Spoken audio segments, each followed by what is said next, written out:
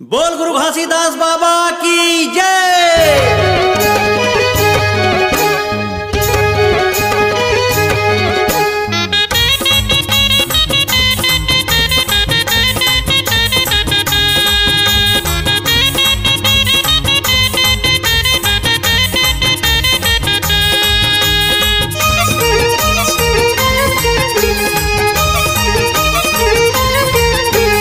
आगे है संगी मोर बाबा के जयंती हमर आगे है, ये आगे है दीदी मोर बाबा के जयंती हमर आगे है, ये आगे है साहेब जी बाबा के जयंती हमर आगे है, ये आगे है संगी मोर बाबा के जयंती हमर आगे है। 18 दिसंबर के झंडा ला चढ़ाबो, 18 दिसंबर के झंडा ला चढ़ाबो, पंथी के ताल में संगी झूम के हमर गाबो। ये आगे है संगी मोर बाबा के जयंती हमर आगे है, ये आगे है संगी मोर बाबा के तिहार हमर आगे है।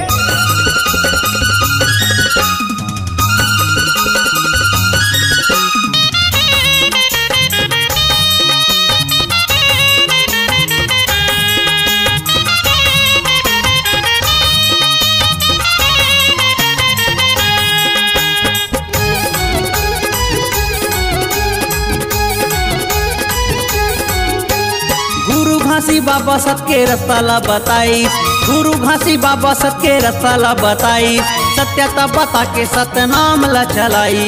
गुरु घासी बाबा सबके रास्ता ला बताई, गुरु घासी बाबा सबके रास्ता ला बताई, सत्यता बता के सतनाम ला चलाई। से दे आगे है दीदी मोर बाबा के जयंती हमर आगे है, ये दे आगे है संगी मोर गुरु के जयंती हमर आगे है।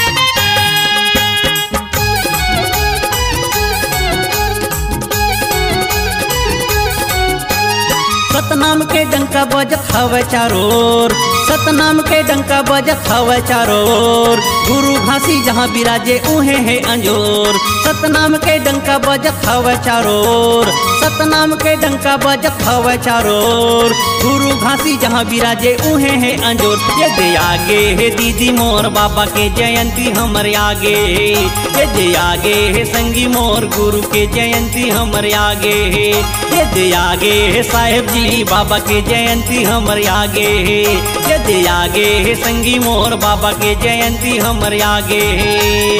18 दिसंबर के झंडा ला चढ़ाबो, 18 दिसंबर के झंडा ला चढ़ाबो, पंथी के ताल में संगी झूम के हमन गाबो। ये दे आगे है संगी मोर बाबा के जयंती हमर आगे है, ये दे आगे है दीदी मोर बाबा के जयंती हमर आगे है, ये दे आगे है संगी मोर साहेब के जयंती हमर आगे है, ये दे आगे है दीदी मोर बाबा के जयंती हमर आगे है।